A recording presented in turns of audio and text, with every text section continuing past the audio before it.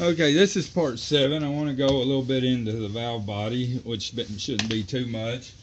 But I was just looking at this, what made a reverse apply.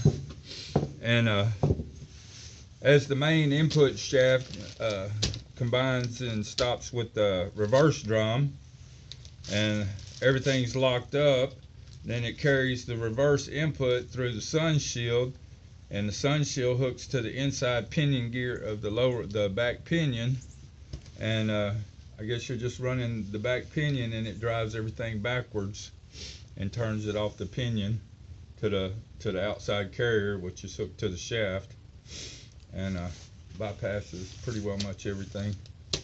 And it's a big heavy flywheel effect in reverse. I wouldn't never slam it in reverse. And that's all I wanted to get into on the reverse.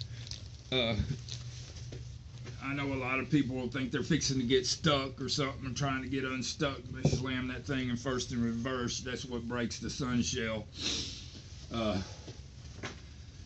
That pinion gear on that sun shell and all that weight and stuff, and you're directly hitting that shaft. That's probably one of the reasons I don't want a shift kit. I like the way the factory's got them to soft shift with accumulators and stuff. I just want a firm shift and want it solid. Okay, so in the valve body, I didn't do any modifications. I think on 98, where they were having problems with the bore wallering out in the valve body, and they have that heavy duty spring to keep the oil pressure from skyrocketing on you because it leaks a little bit. I think they done fixed that.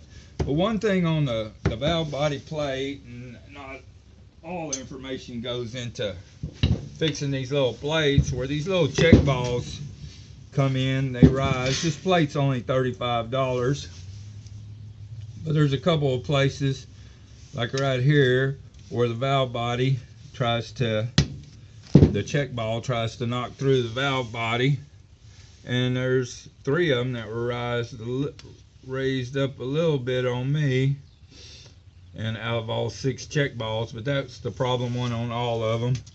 And on some of this stuff I found, you just tap it back down, make sure the ball wasn't nearly coming through, which that doesn't. After I tapped it down, it doesn't look any bigger than any of them, and just sanded it down a little bit. But the plate's $35. You can elect to replace it if you want to. Mine's got a little rust on it in places, but I don't think it's gonna. I think it's strong. When I was doing the pressure sensor gauge, mine, it had a lot of material clogged up in them. I just took a ignition cleaner spray and sprayed them out real good. I didn't have any error codes on my transmission, so I'm going back with all the electronics except the ones that I boogered up by not being careful with those little the little adapters, the wiring adapters.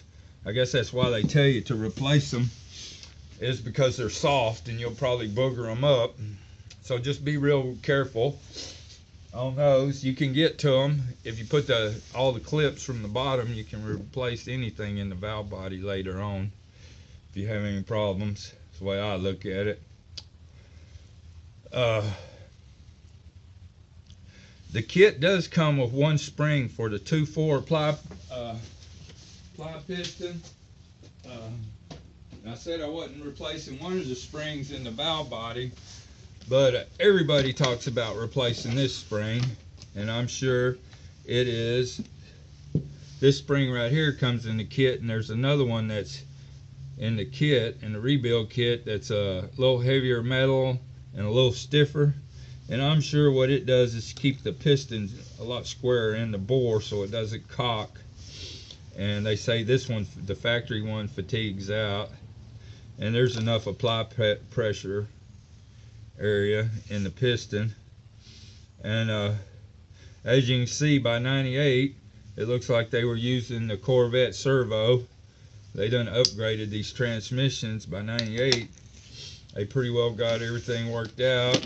And reading up on the torque converter, they have the woven graphite fabric clutches, which they say are pretty well much indestructible in the torque converters. by 98. I know a lot of people say to replace the torque converter when you do a rebuild, but everything I've read on the 98 and later, they pretty well got that problem ironed out, and they just say don't swap the 98 with the earlier ones, torque converters. So that might save somebody a couple of $300. Ordering the sun shell, if you're not slamming it in first and reverse, and by 98, I'm pretty sure 98 has the hardened, the factory hardened gear back there, and things like that. Just don't jump on replacing something. As GM saw the problem, they tried to fix it. You know that GM has to.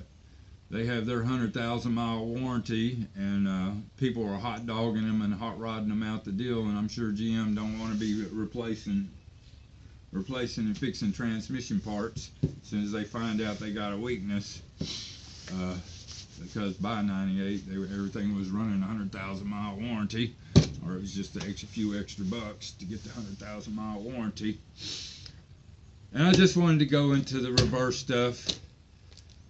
While I was talking about the valve body's pretty simple. I did mine whole completely. Some people said that it's just a few valves. I did the pump as complete as I could. There's a few little deals I didn't.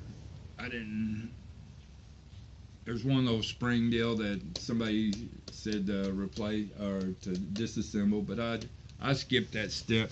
I pretty well went with what this guy said about the rebuilding the pump. Valve body. Anything else I can say about the valve body is just keep your stuff organized as it came out. Use trays. When I go back with mine, see, I got the little pin for the deal. I haven't put my my shift valve body deal in, because if I pick up the valve body, I don't want it to fall out on me. Everything else is in there good. And that's the new 3.2 shift solenoid. I guess it's the downshift solenoid. That was the TCC torque converter clutch pulse width. But I boogered that one by rocking it over on the side, the white solenoid. So I have no problem putting the electronics in, especially when you can just drop the pan and replace anything real easy. You can replace any of the wiring. My wiring harness seems real good and tight, nothing fragile. Taking it apart, but the sides of these things right here, that's the one when I was pulling it out, I boogered it and cracked it. Y'all can see that it's cracked back there. You don't want a chance going back with that or JB welding it or nothing. They're not that high. And plus,